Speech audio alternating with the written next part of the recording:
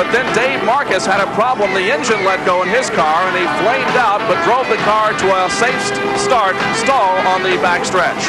Dale Earnhardt, who earlier was the leader, then had a problem with losing control with that car up in turns 1 and 2, slams the outside retaining wall, bringing out another caution period. The skies began to darken as Dale Earnhardt moved the car into the pit area. The crew looked the car over, but determined they could not get it back into the race. Buddy Baker, driving the number 21 Valvoline Oil Company Ford, spun after losing an engine down in turn number 4 to bring out another yellow. Then we went racing, and Cale Yarborough sneaks past Neil Bonnet to go into the lead in the Carolina 500. Shortly after that, the weather turned very sour. The rains came, and the red flag came out.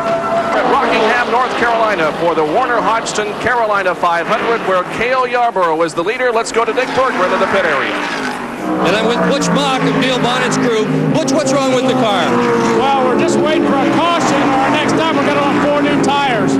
We're running on the tires that we ran last week, and Neil says they feel like they're real hard. Trouble in turn number 4. We have several cars involved in an accident in turns 3 and 4. Joe Ruttman among those involved, and Larry. Bouchard was also. Ruttman, Bouchard, and Gant had been battling tooth and nail with Terry Labonte for quite some time. They had all been running right at the very edge, the very lip of that 2-car length width lane we talked about. Harry Gant coming through the tri-oval back under power on his own. Harry perhaps spinning to miss, although there was a little damage in the right front. But the 4 of them have really been going at it. They have been doing more than jousting. They have been trading paint for quite some time, and finally it came apart as they entered turn number 3. And so Harry Gant is able to get back underway and will obviously be pulling into the pits for a stop as we replay what happened up in turns 3 and 4 just a few seconds ago. Well, there is Bonnet entering the corner, followed by Ruttman. Ruttman losing an engine, apparently. You see smoke coming from underneath Joe's car. Joe getting on oil from the blown engine. We speculate the car going out of control, not driver error. He goes up to the high side, smacks the outside retaining wall, almost getting upside down. Very reminiscent of what happened at Daytona earlier this year.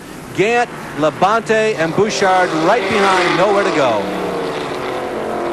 So Joe Ruttman bangs the wall very hard up in turn 3. There is Harry Gant's spinning car, and Harry, as we indicated, able to bring the car back under control and continue to the pit area, and several other cars scramble to avoid the melee. Most of the leaders pitted around lap 370. Remember, they should be able to go about 100 miles, about 100 laps on this racetrack on a load of fuel. So we anticipate some last 20 laps. And Bodine way out of the racing groove there momentarily, coming out of turn number 4. And Bodine slowing either because of getting so high out of the groove or maybe something wrong with the car. Again, he finds himself side by side with Yarborough. Oh, and he spins!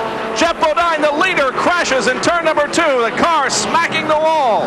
Well, there was obviously something wrong with the car in turn 4. And Richard Petty slams on the brakes and is able to get by. Jeff Bodine, leading this race, has crashed in turn number 2. This league. Well, this is what happened as he went into turn number 2 on the high side of Cale Yarborough.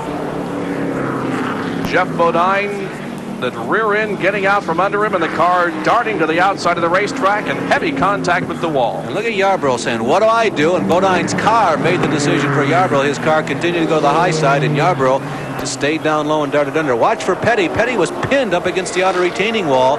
May have picked up some debris. You'll see him scoot by on the high side. Watch for that Petty blue STP orange car. There he goes. By and misses. 42 laps to go, to be exact, for those of you at home with calculators, as Bonnet once again goes side by side with Yarborough. And a slower car ahead of them, and Neil sideways, and both cars are spinning. Yarborough hitting the wall. So is Neil Bonnet. Richard Petty and Bill Elliott make it by, but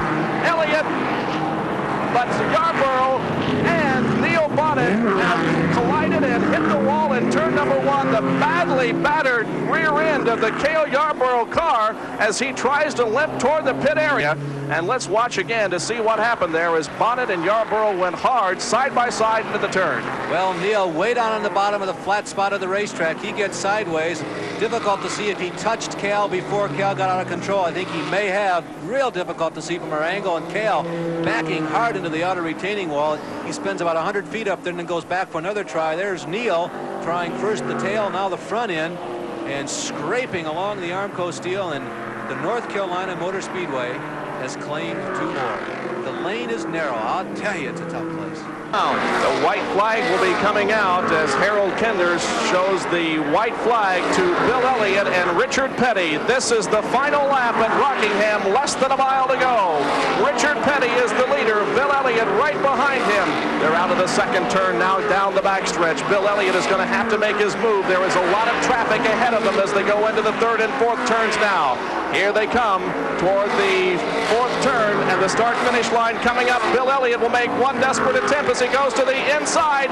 Richard Petty holds him off, and Richard Petty picks up a victory at Rockingham, North Carolina Motor Speedway, his first since 1981, and the crowd celebrates with King Richard. It's been a long time since he was in victory lane, and ESPN has brought you his victory live this afternoon.